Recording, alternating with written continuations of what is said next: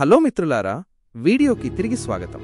ఈ రోజు మనం Mumbai Indians versus Kolkata night riders గురించి తెలుసుకోబోతున్నాం.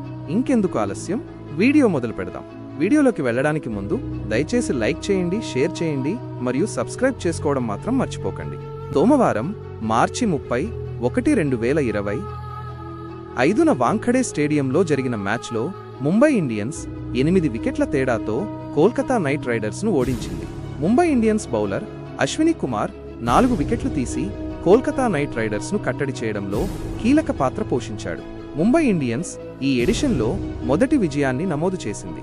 కోల్కతా నైట్ రైడర్స్ 16.2 ఓవర్లలో 116 పరుగులకు ఆలౌట్ అయింది. ఈ మ్యాచ్లో ముంబై ఇండియన్స్ టాస్ గెలిచి మొదట బౌలింగ్ ఎంచుకుంది. ముంబై ఇండియన్స్ 12.5 ఓవర్లలో 117 పరుగుల లక్ష్యాన్ని ఛేదించింది.